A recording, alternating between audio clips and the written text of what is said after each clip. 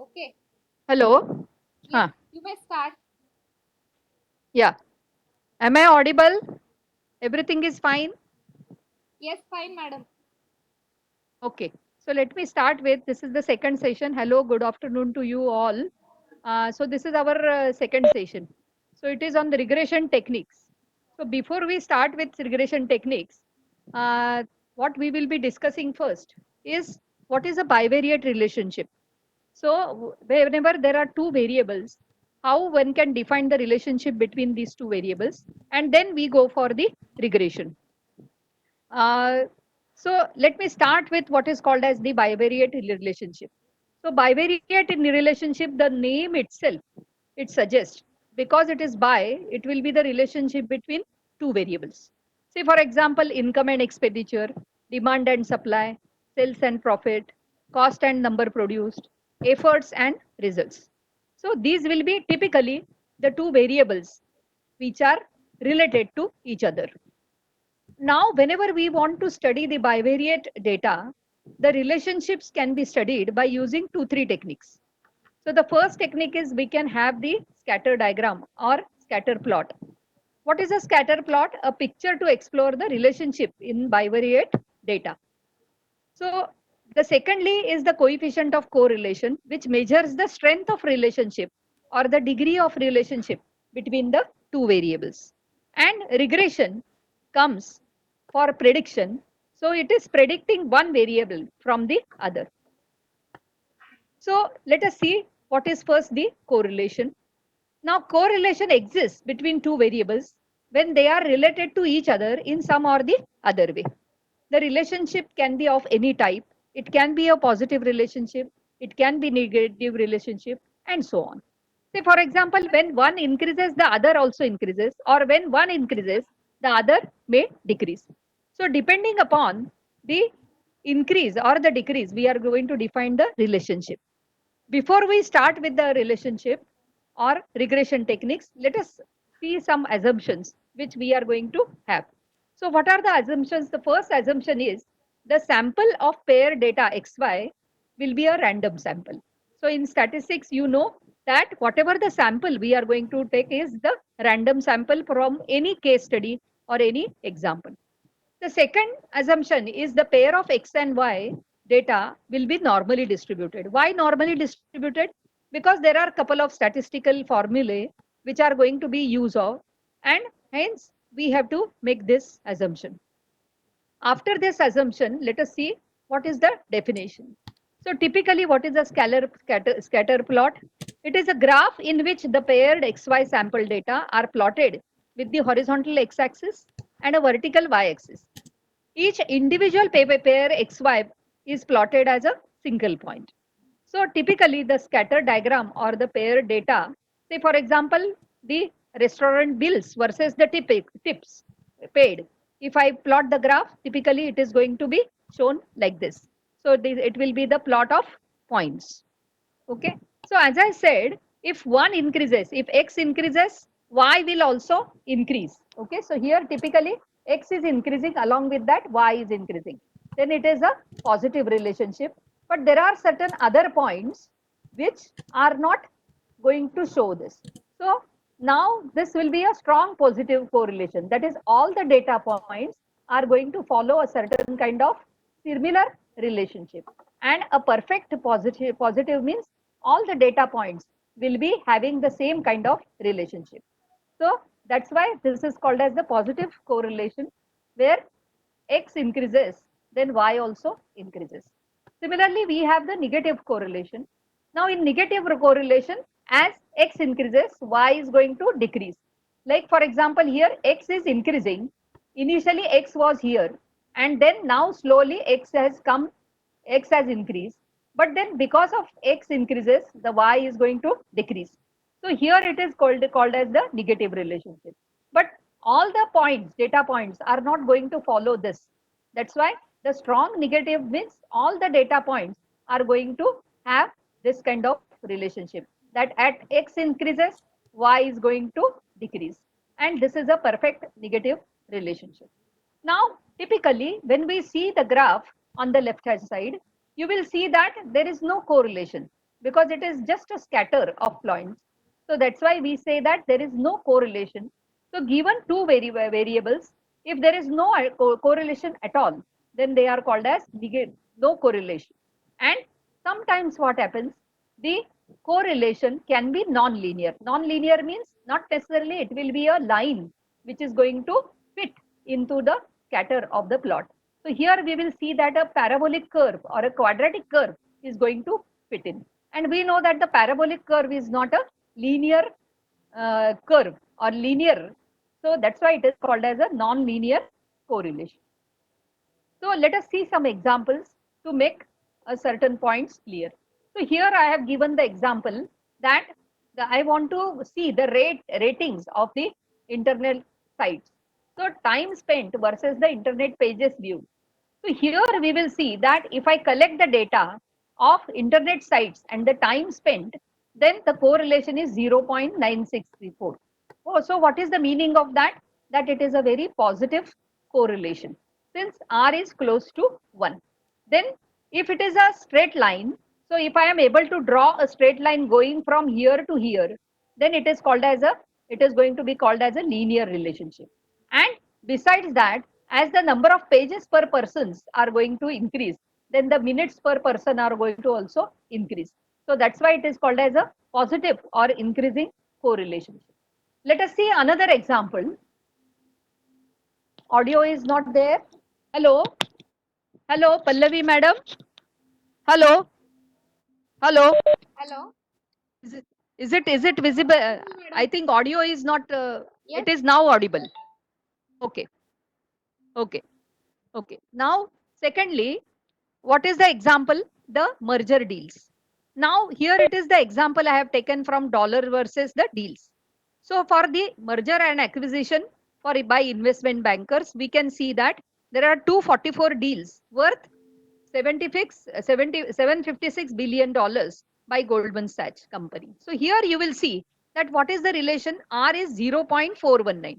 But though it is a positive association, you will see that R is going little away from 1. So later on we will be seeing that though it is a relationship, but though it is a linear relationship, but then the scatter is not too promising and it tilts up. Okay. And there are certain points which are going out of the linear relationship also. Now, example of mortgage and fees. So, interest rates versus the loan fee. So, if you see carefully, then here you will see that the loan fee, if I depict the graph of loan fee versus the interest rate, then my graph or the relationship goes from top to bottom and it is in a decreasing fashion. That's why we have the correlation as the negative correlation, that is minus 0.891. So this is one example. So it is going to decrease. Now the stock market, suppose I consider the today's versus the yesterday's percentage, then I would like to see that what is if the market was up yesterday, is it more likely to be up today? So if I have that kind of, so yesterday's change versus today's change, then we will see that there is no correlation. That if the stock market is up today, then it will guarantee tomorrow, or if it is yesterday, then it will guarantee today. So there is no correlation. So you will see the scatter plot is of this type. Then again, here it is basically the call prices versus the strike prices. So whenever we are using the bolt, whenever we are using the stock market, then the call price is the price of the option contract to buy stock.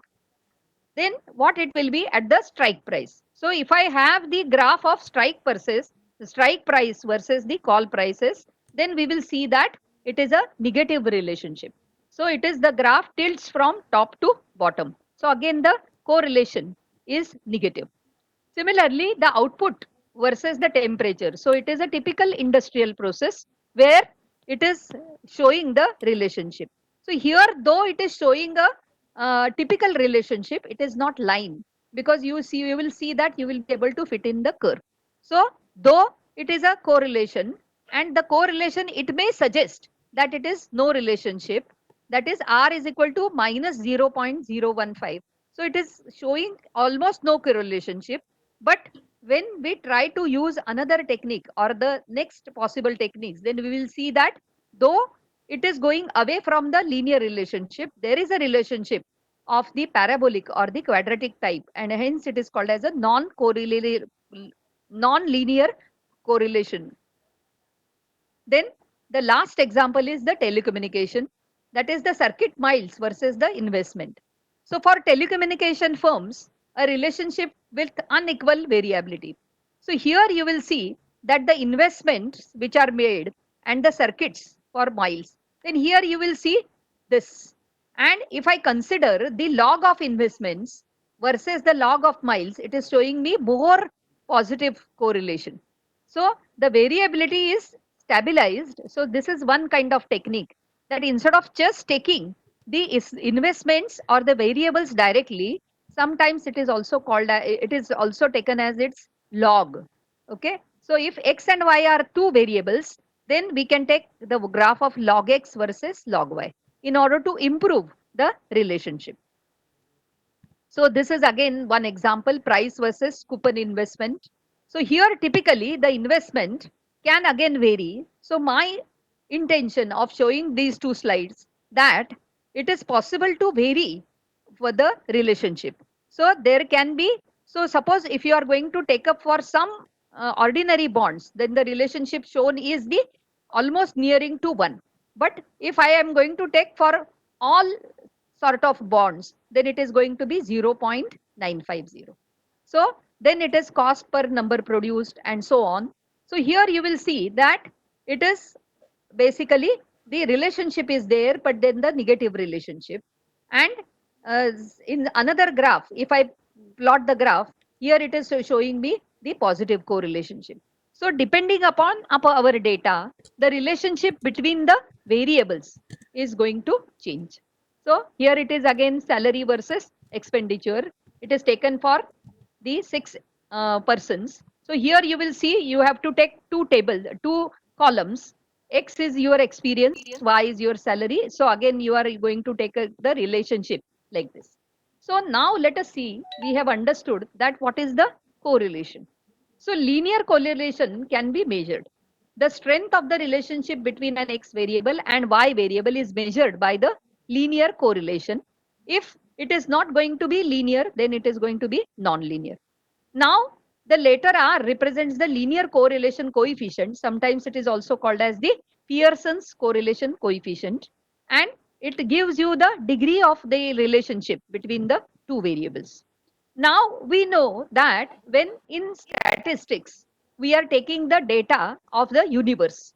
So, universe for us is the population. So, whenever I am going to consider the universe, then it is going to be a population. So when I'm going to collect the data from the sample, it is called as the sample data. So now sometimes in statistics, when we are going to refer to the statistical measures or the descriptors of the data, we are going to have two types of data. One is the population data, that is a large universe data, and sample data is a small sample, and it will be the relationship between that. So sometimes the correlation coefficient of a sample data is denoted by R, and the correlation coefficient of a population is going to be rho. Now in real life situations, rho is already known to you. If rho is not known, then we take the sample from that population and we use the correlation of the sample, and that is R.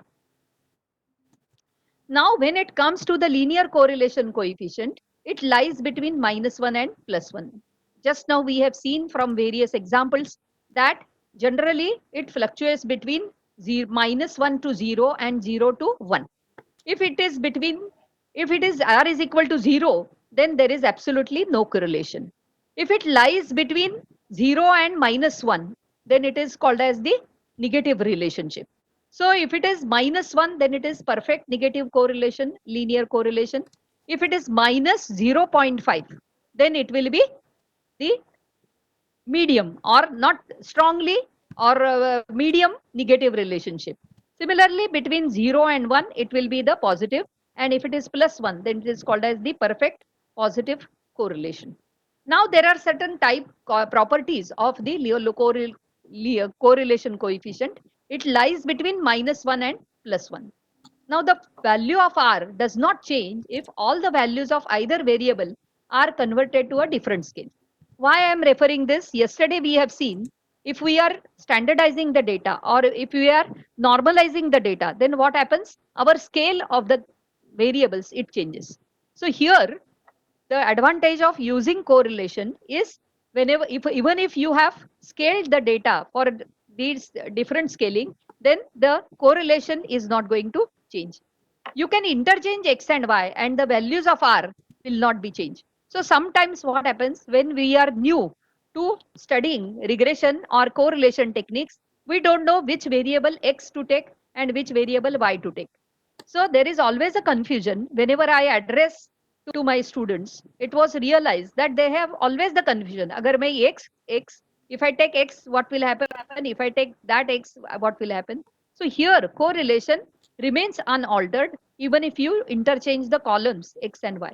Only linear relationships are measured by R. Typically, the formula is given by this. So this is basically in statistical language, it is covariance. If you see the numerator gives you the covariance of the relationship. And if you see the denominator, this is the standard deviation of x and this is the standard deviation of y. So your numerator is the covariance and this is the sigma x and it is sigma y. Now it is possible to use any software. You can use either R, Python, Excel. So now today what I will do is instead of just toggling between the screens, what I thought is let me first go through theoretical background using the Excel. So let us try to make use of the Excel. Now whenever you are working in Excel, you must be knowing, but still for the sake of completeness, I complete this, that before you can use Excel functions for regression or ANOVA for that reason, what you have to do is you have to basically click on tools and then you have to select this analysis tool pack and analysis tool pack VBA and so on. Okay. So here it is basically when you are working in Excel, it gives you. Why I have selected Excel? Because it becomes very easy to explain. And while explaining, we can also see many trends. So this is typically a linear correlation coefficient. So when you are using Excel function for finding the relationship, there is a function which is available, that is correl.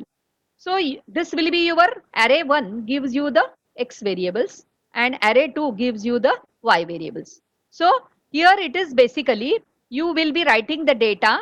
So you will be taking the two columns side by side and you will be using the function correlation.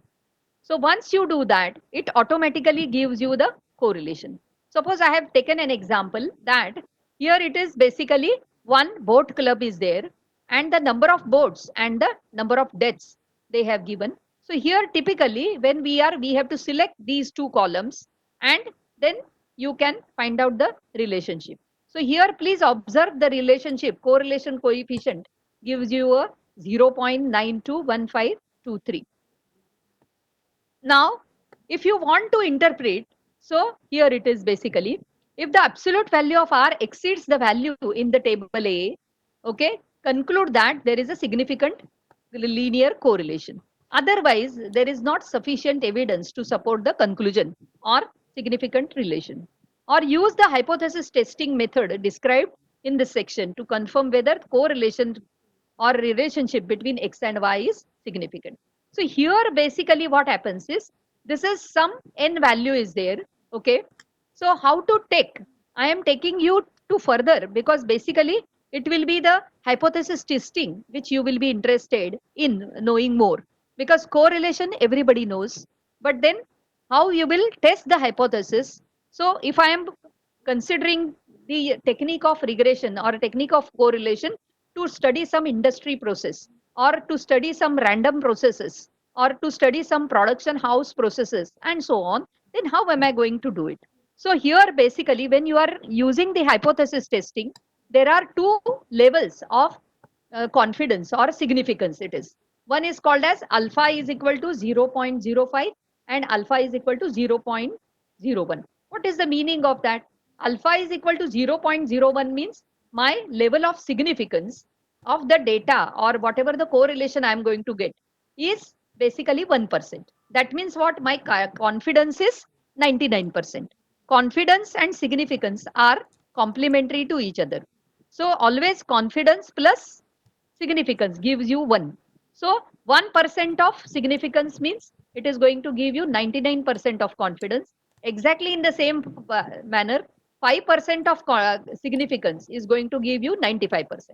So here we will see in earlier slide, what was our R? R was 0.92, right?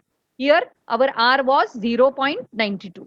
So let us see 0.92, how it fits. Okay. So you can just observe the figures. Okay. So these are the figures 0.95, 0.999 and so on. So suppose I want to check it. Okay. So here it is, we can see that. Okay. So suppose we have calculated 0.92. Okay.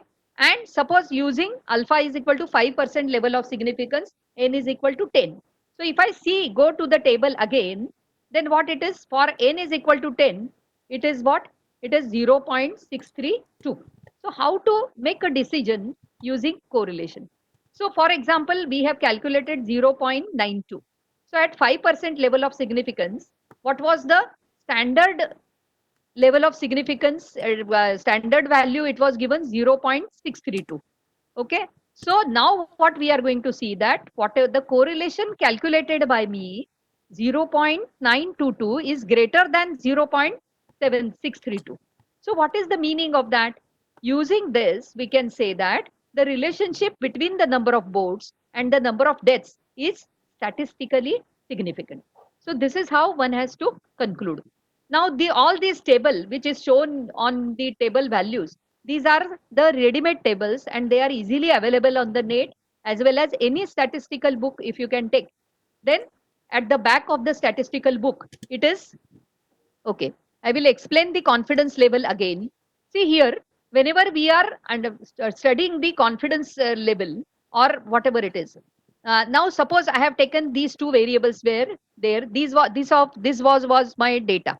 Now I have calculated R is equal to 0.92153. Now how many boats I have taken, how many years I have taken? These are 10 years. That means this is the data. These are the 10 data points I have taken. Now what I have to say, I have to check whether it is 0.92, whatever it is shown, it is correct or not, or what I am going to infer using this correlation. Then what I will do is, I will go to the standard table. So what is a standard statistical table? This standard statistical table is typically given like this. Now, whenever these standard statistical tables are given, what happens is, whenever we are inferring this, see in statistics, what happens? The statistics as a subject, it is divided into two parts. One is called as the descriptive statistics. In descriptive statistics, you have the descriptors. Like for example, if the data is given, I can find out mean, mode, median, correlation, regression, and so on. So this part of statistics is basically called as a descriptive statistics. Now, what I want is, we just don't want descriptors, but I want whatever the descriptor ka value R is equal to 0.992 I have found, whether it is statistically significant or not. So for that purpose, what we have to do is, we have to use another part of statistics, which is called as inferential statistics. Now in inferential statistics, what we have done is, what we have to do is, there are hypothesis testing is done. So while testing, you require a confidence level. Now in this confidence level, you have to check that whatever my value which is calculated is statistically significant or not. Then what I will do is, I will fix up that if I have considered this data and I have found some descriptor, that is correlation, R is equal to 0.992, then I will fix up the level of confidence. What I will say that, okay, my level of confidence is 95% or my level of confidence is 99%. So in order to check the statistical significance, always the statistical tables, they give the 1 minus your confidence level. What is 1 minus confidence level means? 1 minus 95. 0.95 means 95% means what? My confidence level is 0.95. So alpha will be equal to 1 minus 0.95. So it becomes my level of significance is alpha is equal to 0.05. Similarly, if I say my level of confidence is 99%, that means I'm so sure that whatever the data I have collected or whatever the data I have taken, I am sure that this is the correct sample and I am 99% of my confidence level. Then my level of significance will be 1 minus 0.99. So it will be 0.01.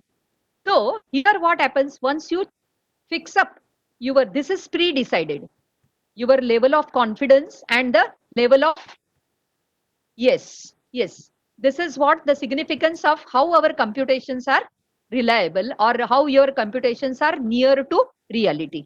Okay. And these tables or these values are basically the ready-made values. Okay. Statisticians have already worked on this, have considered lot of data, lot of examples, and they have already calculated or given some standard values. These values, they remain the same. Am I clear? So whenever we are going to calculate any descriptor, this descriptor is compared with the value in the table. So 0.922 is greater than 0.632. So what statistics says? Statistics says is alpha.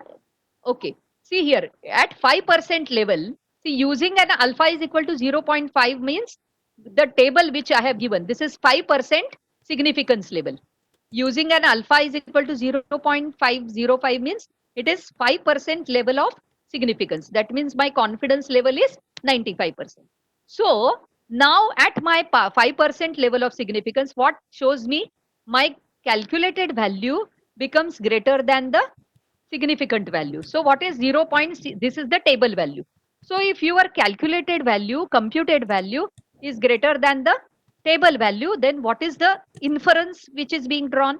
The inference which is drawn is the relationship between the number of boards and the number of deaths is statistically significant. Is this clear? Am I clear? Have you understood? Yes, ma'am. Yeah. Okay. So let me go ahead. So why I have taken up this? Because generally people show you how to calculate correlation, but then they don't show the use of correlation to check the statistical significance of our experiments. So this theory or this example, whatever this procedure which I have shown you is true for any process. You can take industry process, you can take scientific experiment, you can take any example, biology experiment, you can take your mechanical engineering example, you can take a production house example, customer, insurance, you take up any example. This core explanation or this core way or the procedure is not going to change. Fine. Now, whenever we work on the correlation, there are some common errors. One common error which I always see whenever I guide my research students, I always see that it they causation means what? The cause that X happens because of Y. This is called as a causation. In logic, we say that this is a causation. So sometimes what happens, just because X and Y are correlated, in research, you cannot say that because of X, Y is happening. So the correlation or the idea of correlation should not be any time connected to causation. Otherwise, in research or in whatever the projects you are performing, sometimes it is misleading. Students or my research students, they always approach me and they said, Madam, it was giving me 0.92 or 98% of correlation. So why I cannot say causation? Because X is happening, Y is going to. I said it is a statistical error. These are some common errors when you are studying the correlation. Now the second correlation, the second error is basically the averages suppress individual variation and may inflate the correlation coefficient. So sometimes what happens that whenever you are using the data, Okay, for individual events. Okay, individual events means each and every data points is separate. Okay, they are not averaged or a group data. What is a group data? Now, if I am going to collect some thousands and thousands of observations out of a experimental data, so it will be a scattered points. This will be a raw data. Then what I will say, that I will just observe that data and I will see what is the minimum value, then what is the maximum value in that data. Using that minimum and maximum values, I can say whether it is possible to group that data into different groups. Then I will be grouping the data. And once I group the data, I will be drawing the frequency table. So using that frequency table, it can be a group data. So if your data is not a group data or it is not average, so here, when you are collecting the data out of any experiment or any industrial process, you have to be little careful. Okay, because if you take just the averages, then averages may suppress the individual variation. Why I am saying this? Because sometimes what happens, if the data is what I can say is, basically it is a non-uniform data. It is not very uniform data. That means the minimum value is very low and the maximum value is very high. So if it is going to happen, then the average will not uh, um, uh, give you the qualities of individual data points. So sometimes taking the average is slightly dangerous. So average suppresses the individual variation and may inflate the correlation coefficient. And the third is the linearity. Now we have already seen that if x and y are the variables, then sometimes what happens, if you go and test the linear relationship, then it may give you the scatter diagram in a very scattered fashion. And it gives you the impression that there is no significant linear correlation. So basically it was following some non-linear relationship. Maybe is a cubic relation, or maybe it is a parabolic relation or a quadratic relation. But on the graph, because you are not observant enough, you have not observed that it is not the linear, but there is some relationship, which is a non-linear relationship. So sometimes what happens, again, it is the third common error which I observe whenever I am addressing the students, that students, they just come out that no, r is my r value of r is very low, like r is 0.001, so it is very low, so there is no correlation. Then I always send them back saying that just check for non-linearity and so on, like that it is. Okay, now how to make use of this correlation for formal hypothesis testing. Okay, so to determine whether there is a significant linear correlation between the two variables. So typically, again, this is the question which I have already explained by taking an example, but theoretically, how you will define your null hypothesis. Now, whenever you are using the hypothesis testing, what you do is, you first of all define a null hypothesis. What is a null hypothesis? Null hypothesis is basically a statement which is made with a unbiased mind. What is the meaning of that? Null hypothesis is a statement which is made with unbiased mind. That means you will be always saying that there is no significant relationship. Always your null hypothesis will have this kind of wording, that there is no significant relationship between the two variables. And your alternate hypothesis is always given by H1. So your alternate hypothesis will say, yes, there is a significant linear correlation. So if I am going to study, or if I want to study the relationship between the two variables, always my uh, uh, null hypothesis related to relationship is going to be H naught. Why I have taken rho? Rho is basically the symbol for population. Okay. So whenever, why? Because you take up any sample, a sample will always belong to a some uh, bigger universe or bigger population. May we, as a human being, we are not able to see a big population or the universe. But then always, whenever you are taking some sample, whether you are collecting the sample on your own, or you are taking the sample or using some data set which is always available in the data repository, anything. So if you are using a primary data that is collected by yourself, or you are using a secondary data which is collected by others. So even if it is there, then it will belong to some population. That's why we are taking here always, instead of taking R, if I want to check the relationship of the sample R, then I will always say my rho is equal to 0. That means hardly there is any correlation is exists. So this is the way, or this is theoretically how we are going to start whenever we are going to do the formal hypothesis testing using the correlation. So here basically it will be, we are going to use the test statistics as T. So typically what is the formula? Formula is the correlation coefficient divided by square root of 1 minus R square upon n minus 2. What is n? N is the number of records or number of samples you are taken. Now when it comes to the number of samples, I would like to say here that always there is a confusion that what is a large sample and what is a small sample. Now statistically, whenever the sample size is less than 30, then it is called as a small sample.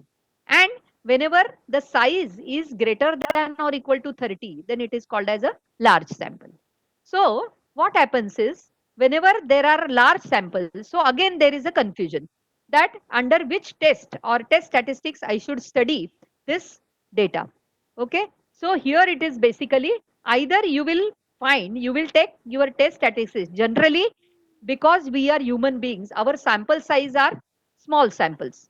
Okay. If you are using the large sample, then you will be using the normal distribution. In that normal distribution, in that case, you will be defining your normal standards variate, which is Z is equal to X minus mu upon sigma. So in that case, if there are large sample, you will be using, instead of T, you will be using Z. And now generally we are going to take up the small samples. So if the small samples are there, then Excel provides you the ready-made functions. This is called as the normal distribution inverse function, and this is called as the T distribution function. So here you will be fixing up the probability. Now what is the probability? Probability is basically the probability you are going to take up as the alpha. So Excel knows that you are you are using the, there are two tail tests. What are the tail test means? Generally what happens, your graph or your data is going to follow a normal distribution. Normal distribution means it is a dome shaped curve. Okay. Do you understand? Bell shaped curve. So this will be the dome shaped curve, bell shaped curve. So if it is going to be a bell shaped curve, then it will have a left tail and it will have a right tail. So if it is right tailed and tailed, so generally we don't pay the attention to both the tails and we take up the two tail test. So it is going to be alpha by 2. So if your alpha will be the significance level with which you are going to take up. So suppose if I am going to take alpha is equal to 0.05, then I should, my input alpha will be alpha by 2. That is by why? Because I am taking two tail test. It is divided by 2. So it will be, we will be taking 0.05 divided by 2. So it will be 0.025. And we have to take the degrees of freedom. What are the degrees of freedom? Degrees of freedom in statistics are basically the number of variables. Now here what happens? We are already using two variables. Okay, R is already being used. You are already using R, the correlation coefficient, and T. So here basically your degrees of freedom becomes n minus 2. So that's why the degree of freedom is taken up as the n minus 2. Now in case of mean or in case of some other this different sections, you can take up df as n minus 1. So when you are having the n minus 1, it is basically the sample. So here I have taken again the same example. So here alpha was 0.05 and n is equal to 10. So what I have done is the test value T. So I have used this is the correlation R divided by square root of 1 minus R square divided by n minus 2. So I have applied this formula. So when I apply this formula, what is the value I am getting? It is 6.73522. Now, what are the critical values? As I said, when you fix up the level of significance or level of confidence, there are some statistical tables. They are called as normal tables or T tables. They will give you the values, some values for this. So what is it will be? Now here, what is our degrees of freedom? Our degree of freedom is 8. And why it is 8? Because n minus 2. So how it will be? N is 10 because we were taken 10 pairs of observations. The number of deaths and the number of boats. There were 10 pairs of observation minus 2. So it was 8. And what is the level of significance we have taken is 0.05. So if I am going to make use of t distribution, it gives me the value 2.306. So this is a standard value. So now what I am going to do is I am going to check this value. So this is the table value or this is the Excel value which I got. Now just compare this calculated t value and this is the table value or the standard t value. So if I compare, I will see that the calculated value 6.735 is much greater than 2.306. So what is the conclusion? So this is what I was saying. It will be the dome shaped or this will be the normal curve. So generally 0.05 means this will be the region. So 6.735 is basically greater than 2.306. So this is your confidence because I am saying 0 point, I have the 95% of confidence. So my confidence region is this blank region. So basically always the area covered by this curve is always equal to 1. So it is 1 minus 95. 0.95 is 0.05. So 0.05 if I am going to divide by 2, this will be 0.25 and this is 0.025. So here basically what I am going to check up. So when I get this value 2.306, that means at t is equal to, so this is alpha is equal to 5% of level of significance 2.306 and minus 2.306 because it is a symmetric curve. Okay. So because it is a symmetric curve, my t value which is given by the table or the Excel is going to be this. So if you compare this, then 6.735. So if this is the confidence region, this becomes the region of rejection. This becomes the region of rejection. So it is 6.735 is greater than 2.306. So what is the meaning of that? That accept the alternate hypothesis. So why? Because your test statistics is lying in the rejection, region of rejection. That's why you have to say that the test statistics, okay, because you are, that means your data, that is the correlationship between the number of boats and the deaths is, so our null hypothesis is rejected. So what is our alternate hypothesis? That yes, there is a significant relationship between X and Y. That is the number of votes and the number of deaths are basically correlated. Is it clear correlation?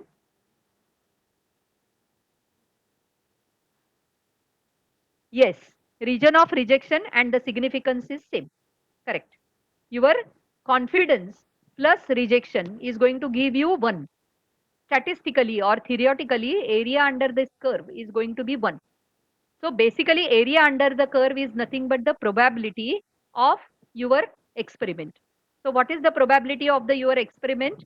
If you have the 95% of confidence, then if your observation or if your test statistics lie in this region, that means the data point or your test statistics is lying in the confidence region. So in that case, you will accept. Okay. How to find out the output of a classifier? Actually, if time permits, I will come to it because I have to cover the regression. See, whenever the classifiers are there, again you will read that you will require the data. Okay. See, for the classifier, what happens is, if it is a linear relationship, like always we say in terms of classifier, what happens? Your classifier may depend upon one or more input variables, right? Or one or more input. Now, if it is a linear, that if you have your classifier as Y or your label, you have taken a label data and you have a label, okay, and your label depends upon only one variable.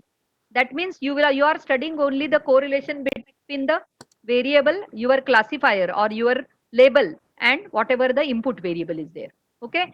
But then when classifier, when we are going to have the statistical significance of a classifier, our relationship can be more. Like your label or your classifier may depend upon, or your labeled column may depend upon one or more input variable. In that case, we have to use it in a slightly different manner. So maybe after the regression, let me finish the regression, then I will come back again. Please remind me just to explain that. So now is this clear? Correlation? Okay, right. Okay, so let me start with a regression. Okay, so having studied correlation, now let us see what is a regression. So what is a regression? Basically, it is a statistical process which seeks to find a line and the equation that describes that line, that fits through the paired data so that the sum of the vertical distances between the actual data points and the line is minimized. Okay, what is the meaning of that? So this is typically the equation of the type y is equal to mx plus c. In our 12th standard or in your graduation or post graduation studies, we know the equation of the line is y is equal to mx plus c. So this is the same equation. So always your regression is depicted by a mathematical equation. So if your mathematical equation is that of a line, you will be called as it is a linear regression. Okay. So that is how we have to go about it. So the regression equation always takes up the form y cap is equal to b naught plus b1. Y cap means it will be the calculated value. That's why it is raised. Raised means y cap. Y cap is going to give you the actual calculated values. Because when we are going to find out the regression, in the regression, you will be having the pair of data x and y. Using that pair data, you will be trying to fit in the curve or the equation y is equal to mx plus c.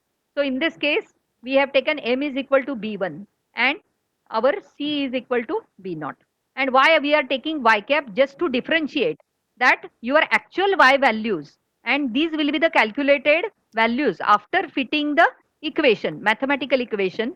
Naturally, you are going to get your y cap values in a slightly different. So your y column will be different from your y cap column. Okay. So just see over here. So this is the regression line. So this was the plot. So these are the data points and I have fitted a line. Okay. So this is the line of best fit. Best fit means the vertical distance. Do you see that?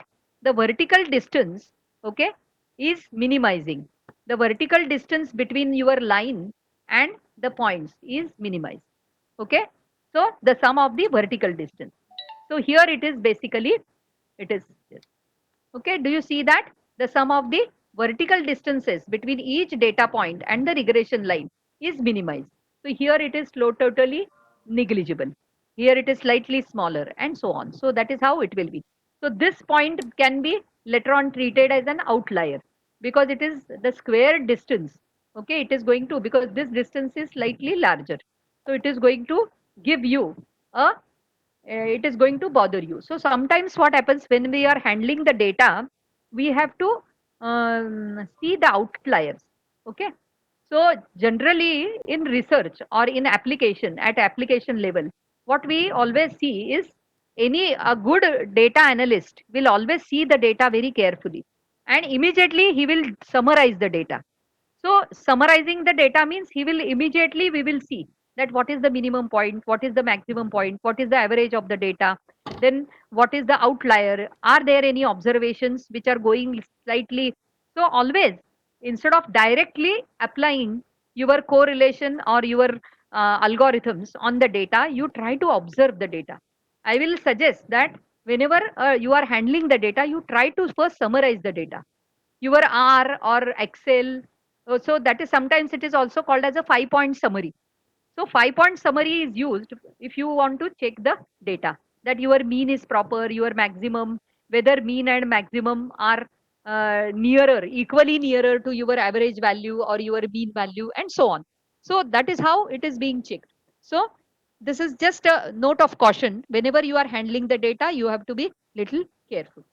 So here in the regression equation, what is x? X is the independent variable. That is, yesterday we have seen. So what is x? X is our attribute. or it will be our feature, or it will be our predictor variable. Okay, and y will be the response variable or the target variable. Yesterday we have seen output, target, response, they are one and the same thing. So here basically it will be, so somebody asked me what is y cap. So here y hat or y cap is the dependent or the response variable because it depends upon the response to the value of x. So as the value of x is going to be vary, it will be giving you the value of y. Okay. Now b naught is the y intercept. So because it is going to be a line, as I said, you can just compare this equation with your usual geometry equation y is equal to mx plus c. So m is your slope, b1 is the slope of the regression line, and b naught is the y intercept. Okay, and x is the independent variable. So this we have seen. Typically this will be a linear regression equation. Now again, when you are using the regression equation, you have to keep in mind these assumptions. What is the first assumption? That we are investigating only linear relationship. Okay, we are not going any time to the non-linear regression. Okay, so if it is a non-linear relationship, then we have the treatment becomes different. Now 2, for each x value, y is random variable having a normal distribution. I have already shown you the bell-shaped curve. So by default, x and y are going to have the normal distribution. All of these y distributions have the same variance. Okay, all of these y distributions or whatever the value of y you will be taking, they will be having the same variance. Results are not seriously affected if departures from normal distribution or equal variances are not too extreme. So this is basically in actual practice what happens. Okay, so you don't have to much bother about it, it automatically carries out. But then the first assumption you should remember.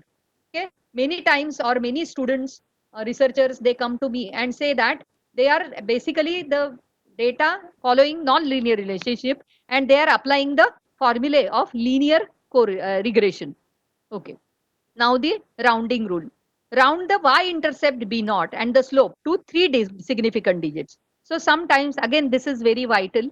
Okay, so if you don't want that your data is going to give you different values every time, so here it is basically it is better to take, it is the you have to approximate or you have to round off to the 3 significant digits. So if it is 0.9222578, and then you can have after the decimal point you can just check 3 significant digits, that is acceptable.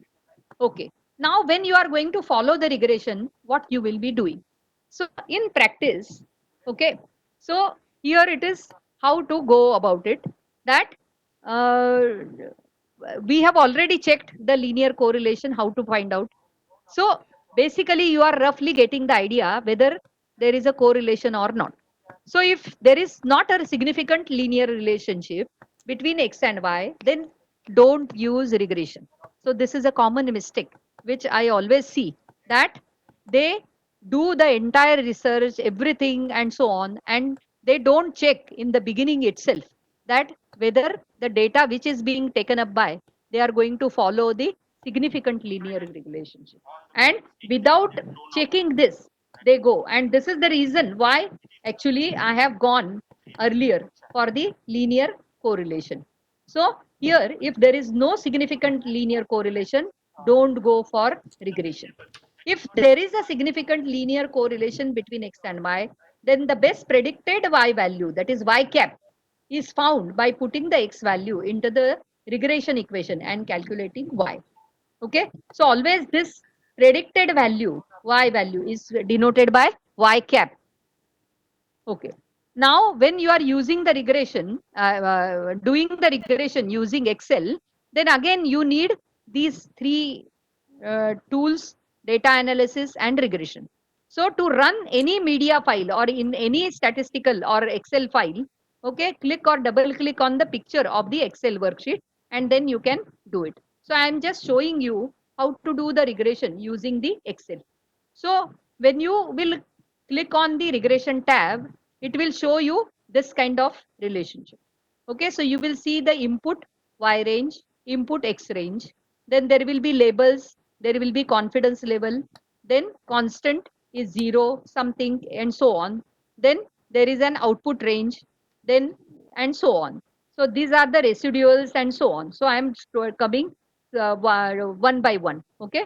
So what it will be? Check only if you include in the Y and X ranges the headings or the cells that label Y and X cell, prefer to do that. So labels means if you want to say demand versus supply or sales versus profit. So if you want your sales and profit, they come in picture or they come in your calculation, then you have to click it. Then the this is the input range. Input range is input the range of cells that contains the Y variables and input the range of cells that contain the X variables. So here it is again confusing. Confusing in the sense we always take our X variable first and Y variable next. So here what happens is here you will be substituting your X values and here it is Y values. Okay, so generally constant is 0 is basically it is related to the if you want to have the precision more, then you have to. So you can just left it unchecked. Okay. Then it is the confidence level. So just now we have seen the confidence level is 95%. So now what happens is if you are not testing the hypothesis, then it doesn't matter. But if you are testing the hypothesis, then you have to check it. Otherwise, you can just leave it unchecked. Okay. So now hey, this residual, standardized residuals and so on, this is basically related to the advanced level statistical study. So we will just leave out this. Then here you can specify where you want the result of the regression analysis to appear. So if I say it is output range, if I appear, then whatever the Y values which are calculated, it is going to appear. So this is how our Excel sheet is going to be written. So let us take up an example. So I have taken an example. What is the best predicted size of a household that discards 0.5 pound of plastic? Data was collected by some poor smucks going around to different houses and going through the garbage. The data is listed in columns.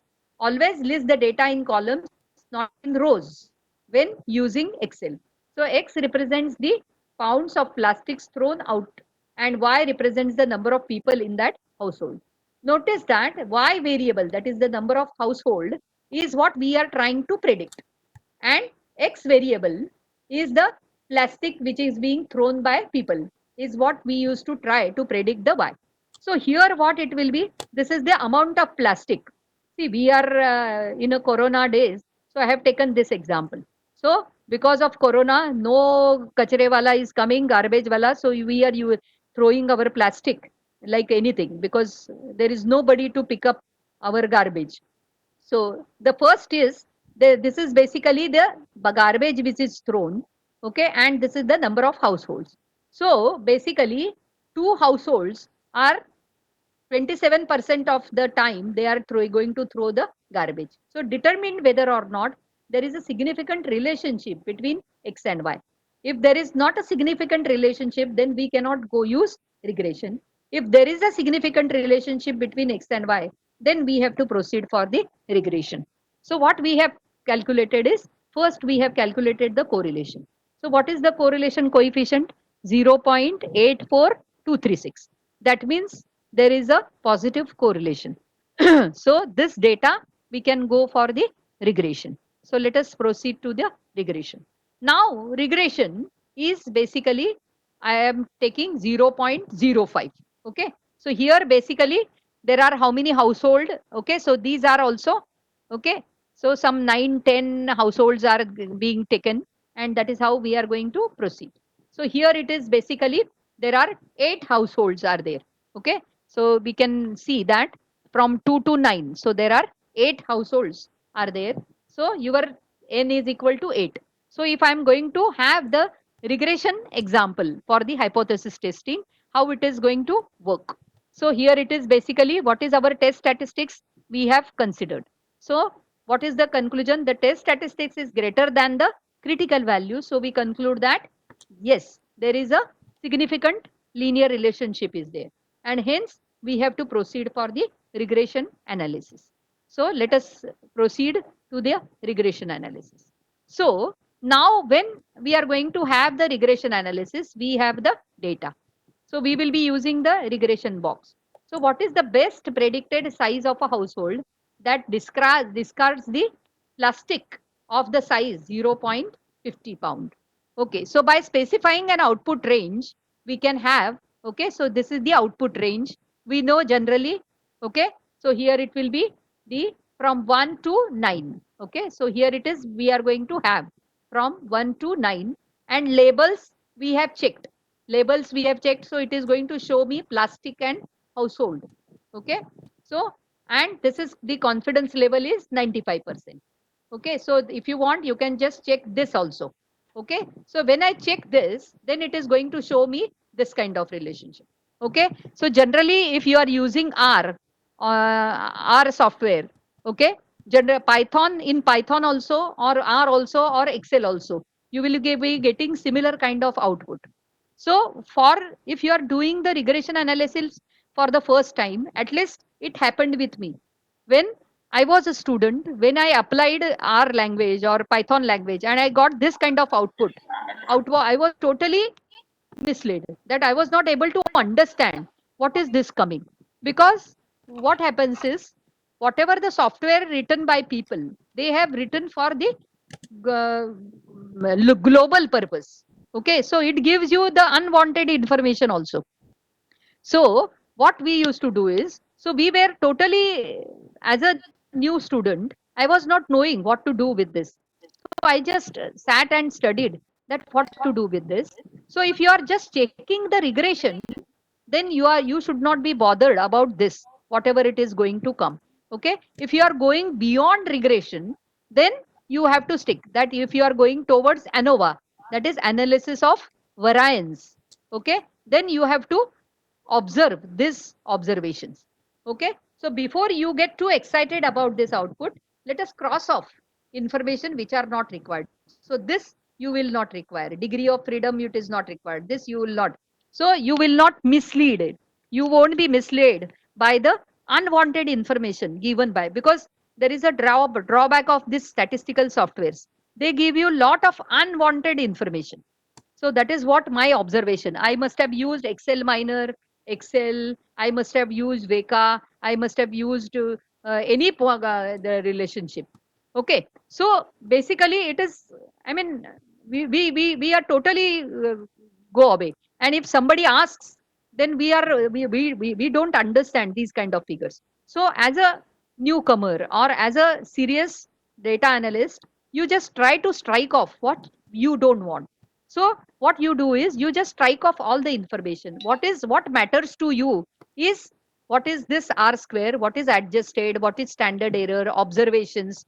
So this is the regression, multiple R. Then we are going to come to it. Okay, so we have already calculated the regression coefficient, right? So we have already calculated 0.84236.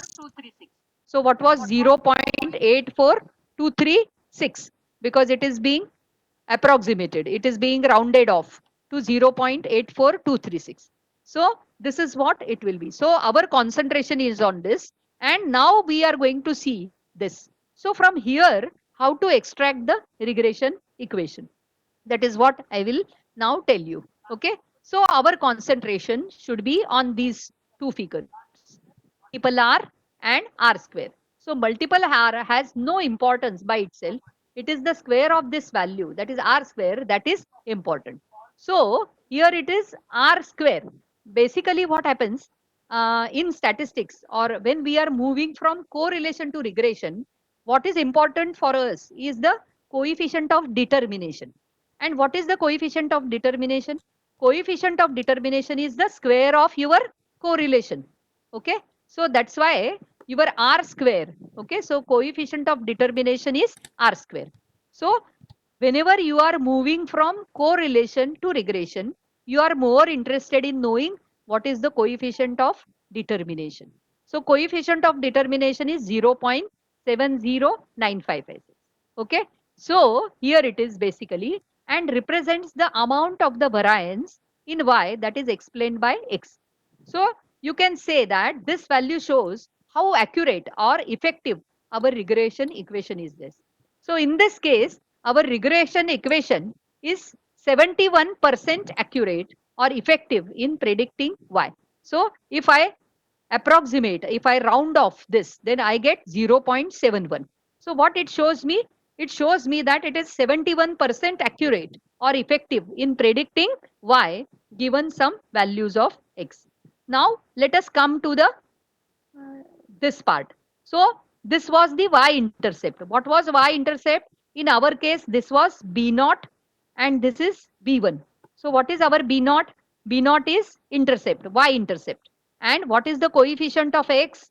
Coefficient of x is 1.4798. So again, if I round off, then it is going to give me 1.480.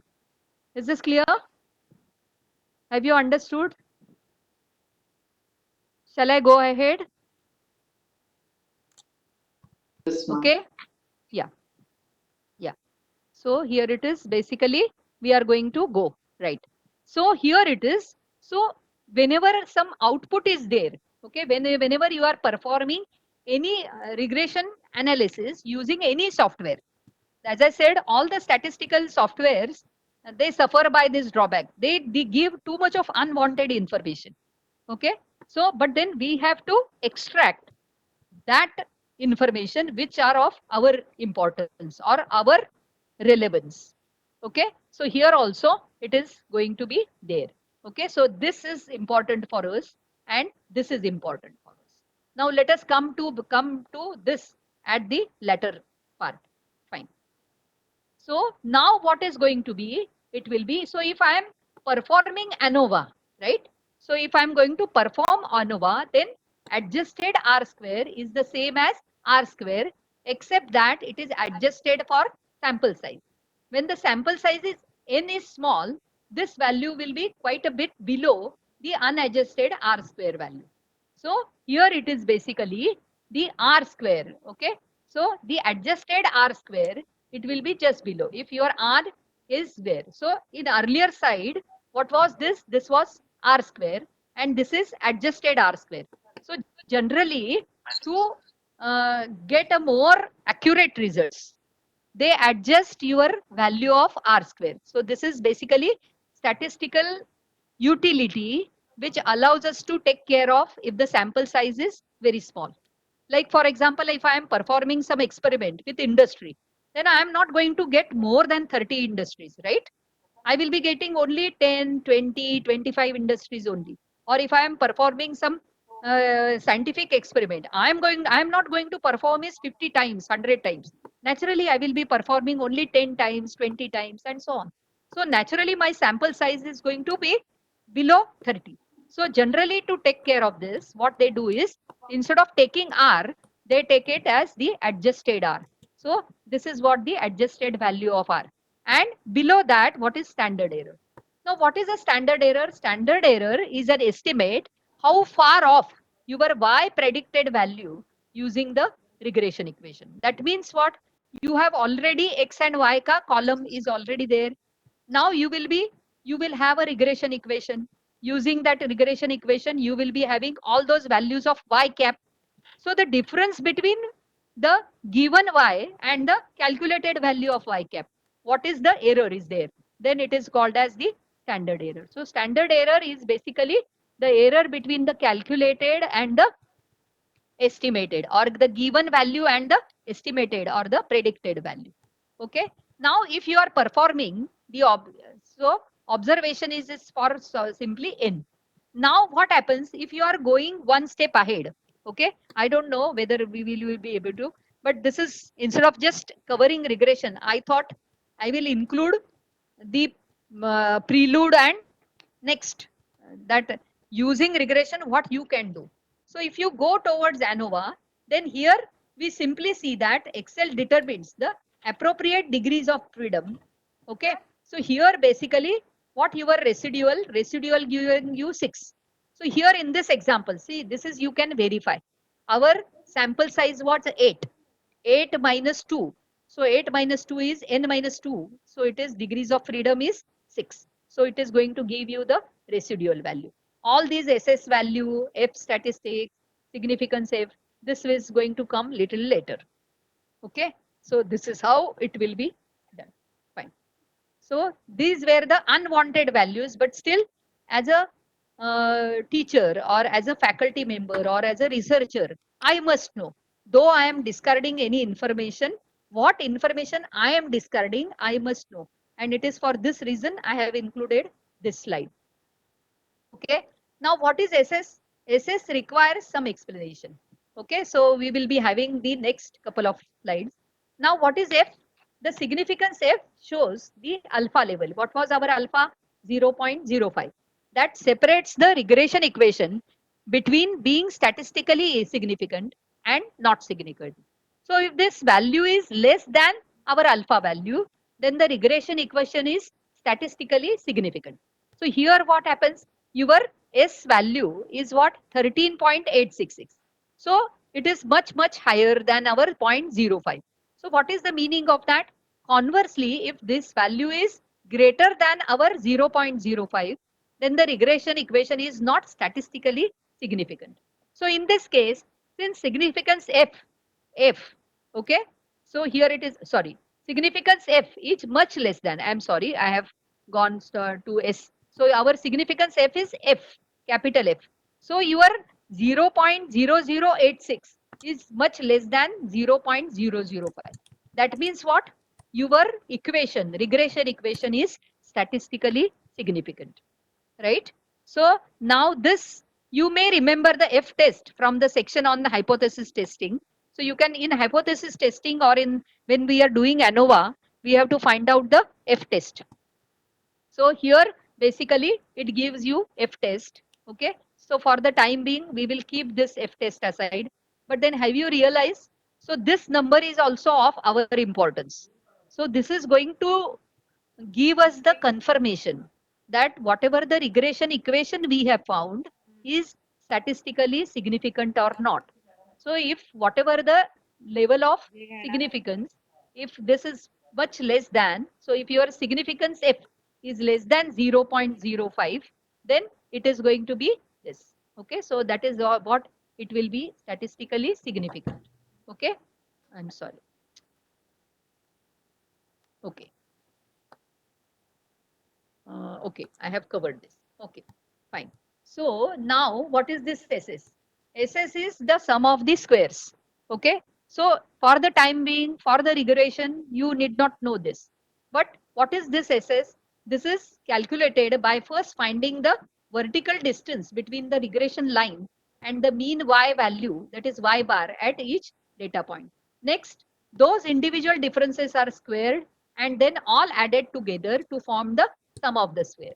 Okay, in practical terms, in order for the regression equation to be valid, we should see we should see a relatively high value here as compared to SS residual. Okay, so here it is basically 13.866, which is relatively higher than 5.66. So what is the vertical distance? Vertical distance is this. Okay, so this is the point on the line and this is the vertical distance. So this is what the mean or the Y bar we have calculated. Then SS residual is basically this is calculated by first finding. So this is, I think I will leave it to you. Okay, though this is not of our importance, but as you are going to use regression heavily to applications, you will understand the importance of taking SS regression, SS residual. What is SS residual? This is calculated by first finding the vertical distance between each data point and the regression line. So each data point and the regression line. And so since we hope our regression line explains the relationship between X and Y, any difference between the line and a data point is unexplained. So we hope this value is relatively smaller than the actual regression. So that's why always look at this value. Your residual value should be much less than your regression. It is almost half. Okay. So what is SS total? It is the sum of the first two. Okay. So our regression equation was y is equal to 2x plus 3. So this is how we can calculate the unexplained and the explained regression. So SS regression, sum of square regression and sum of square residue. Okay. So shall we go for the next? Have you understood? Any doubt? Yeah. Shall I go ahead? Okay. Right.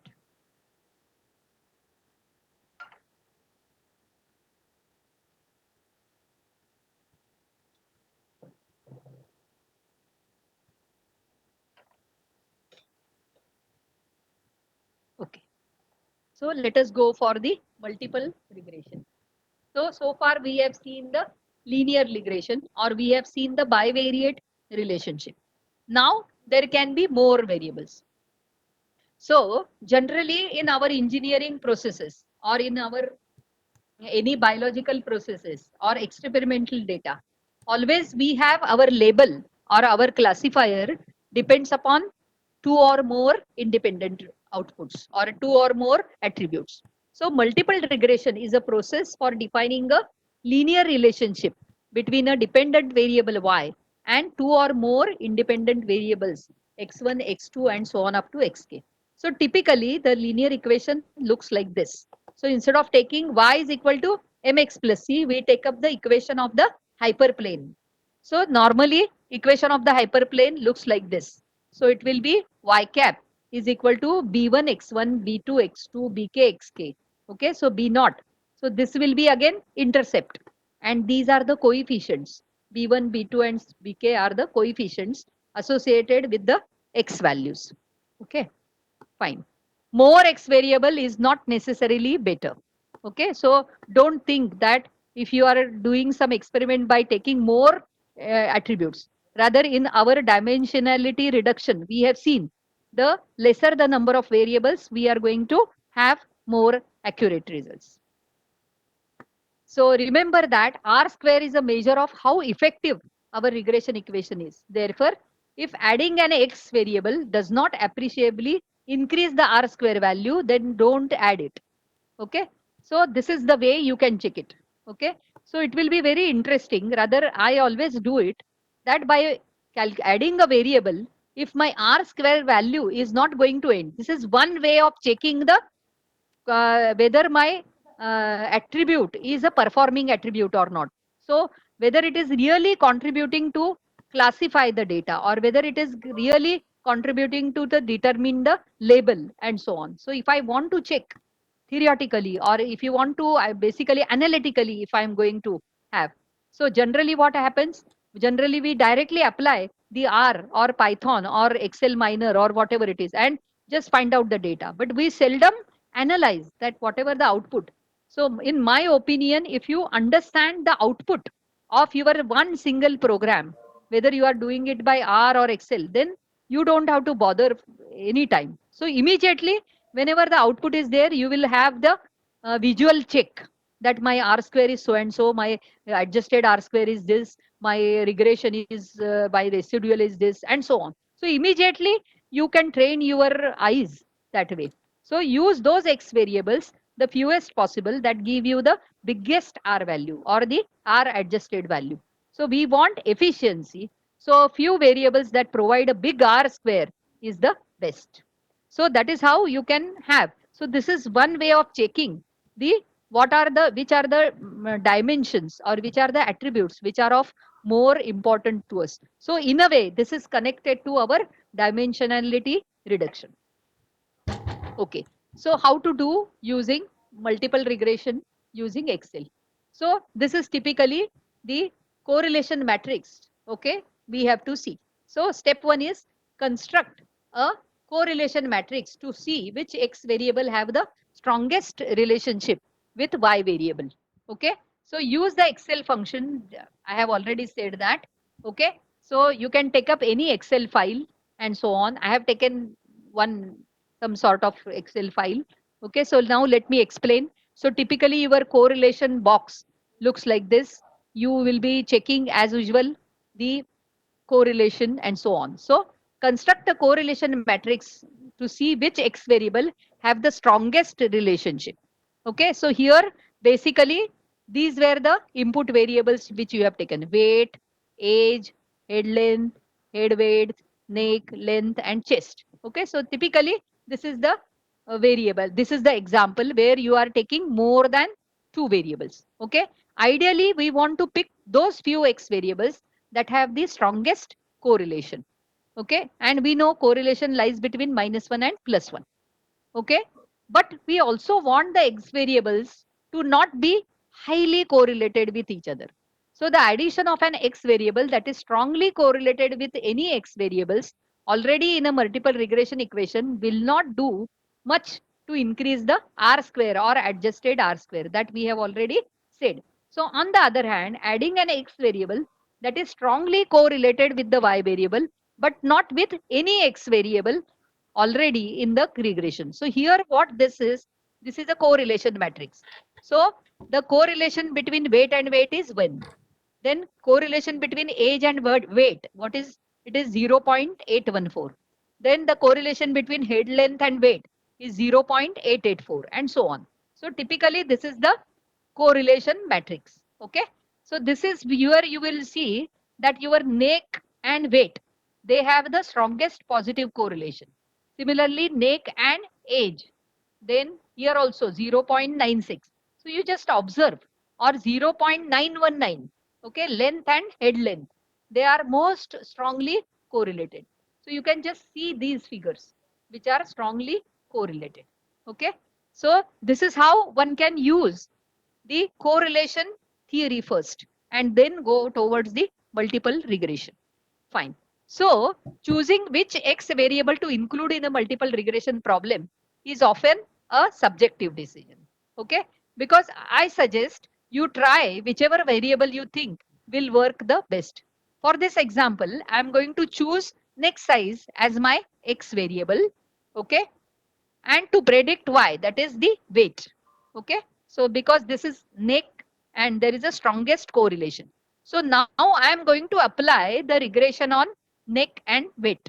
Okay. So here it has the correlation coefficient 0.971. So to pick a second X variable, I want one that is highly correlated with weight, but not with neck. So weight highly correlated is chest. So naturally I will be okay, but not neck. Okay. So here it is chest. weight के लिए chest है, लेकिन neck के लिए there is hardly any correlation is there, right? Neck and chest, there is hardly any correlation. So I will not choose chest. Now what it will be to pick a second variable. So unfortunately it looks like all the X variables are highly correlated with neck. In fact, if this is where a real problem, we would probably stick with simple regression and just use neck to predict weight. But since we have to do a multiple regression problem, I think I will pick age as my second X variable. So instead of weight K, I will pick up the age. So it is 0.814. Okay. But it is not the least highly correlated with neck. Why don't you try the problem with other X variable and see if you can beat my adjusted R square value. So this is again one assignment I am giving you, that I am taking weight first. Okay. Weight के साथ 0.814 लिया मैंने. You can take up another variable. Maybe head length आप लोगे, or maybe neck itself. Okay. So here it will be, but it is less highly correlated with neck. Okay. So why don't you try with the other variable first? Okay.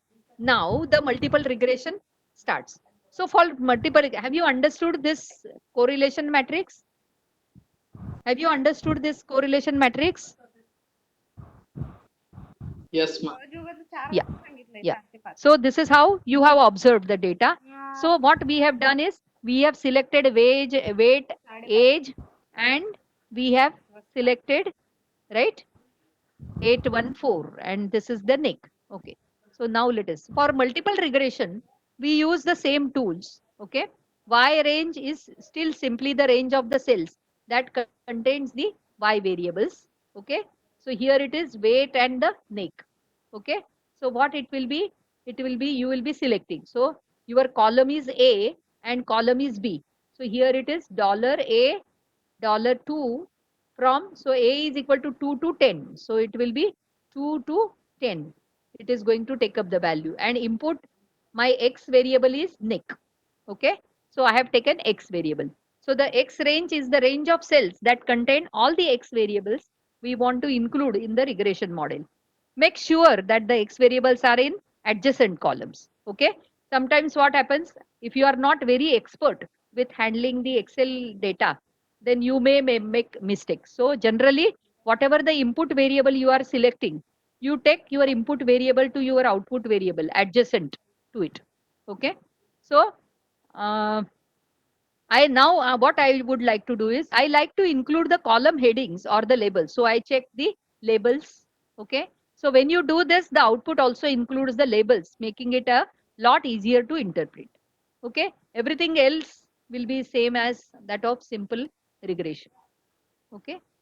So here again, we get this kind of output. So again, before we analyze the output, let us cross off whatever the information we don't need. Okay. So the following slides, it is again the same. Okay. So what is coefficient of determination is of our importance. Adjusted R square. Okay. Then standard error observation, residual, and this. So you can observe that your significance. Okay. So in simple regression, I have already told you that what you have to observe in this data. So just ignore this value and just come to these values. Okay. So now let us go to the next slide. So I will just magnify the column here. Okay, so magnifying, you can say adjusted R square is 0.9330. So as compared to the adjusted R, okay, so here it is adjusted R square in addition to the neck. Okay, so here it is basically, suppose in addition to the neck, if I have included age as one of the factors. Okay, so here it is basically adjusted was 0.9536. Okay, because along with my range, okay, I have added neck and age. So if I just remove that, okay, then what it is, my adjusted R value is 0.9536. Now if I take only neck, okay, then what it will be, it will be this. So so what it will be, adjusted R square that we got when we included age in addition to neck. So I don't think I would consider the slight increase in adjusted R square from including age. So I am not going to consider age. So there is no set of no guidelines or standard guidelines for which. So this is how you have to do the trial and error method, by including one by one the variables and see how this adjusted R square is improved. Okay. So suppose it is because it becomes 0.98 or 97, then there is a, this is a some significant improvement is there. Hello, ma'am. Okay. Hello. Yeah. How much Hello. time required to end the session? I think, what time is it? It is for, I think 15 minutes more.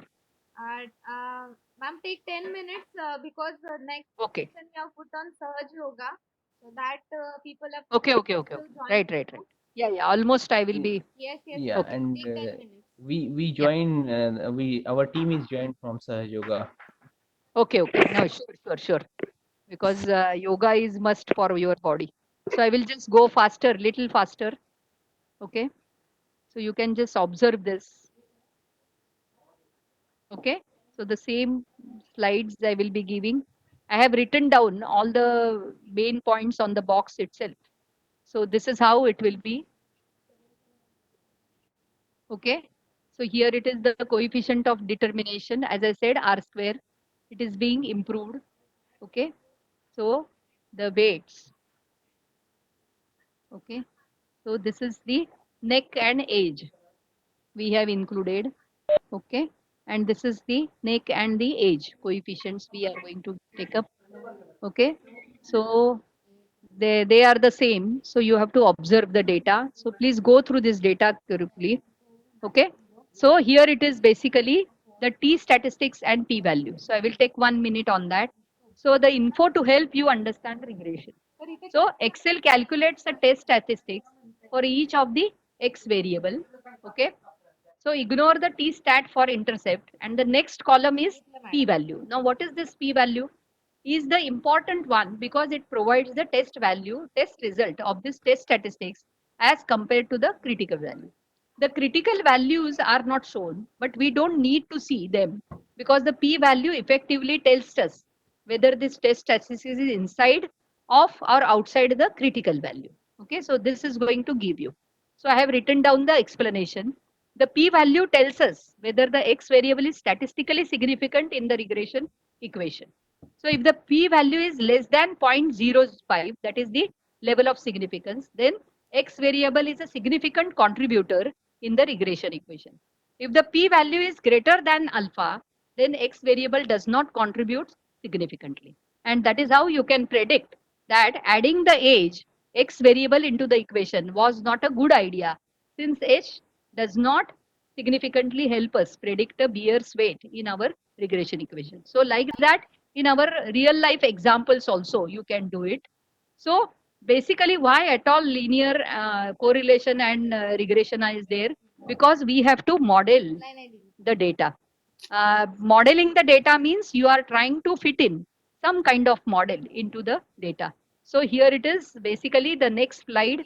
So I have just modeled the data. So if it is a linear model data, it is a quadratic data and logarithmic data and exponential data. Okay, so these are the different kind of models. So basic purpose of studying our linear correlation and regression is basically to fit in the model in our data. So I think with this point or with this note, I will stop. So I hope I have cleared that why at all we should use correlation and regression, because these things nobody will explain you as a student or as a researcher. This you yourself you will have to understand. So always I will see, as I always tell my students or the co-researchers, that you first study the output. If you are able to understand the output, if any software you are using it, no matter how software you will be using, but you have to understand your output very well. Okay, so thank you. With this note, I am going to end my presentation. Okay, fine. So you can join your yoga session. Yes, thank you, ma'am.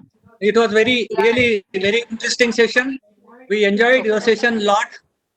Okay. On behalf of my university, again, I thank you, and I hope that you will also join with this session. Sure. Huh? Yeah. Yes, ma'am. Yoga We are going to session. start this new session.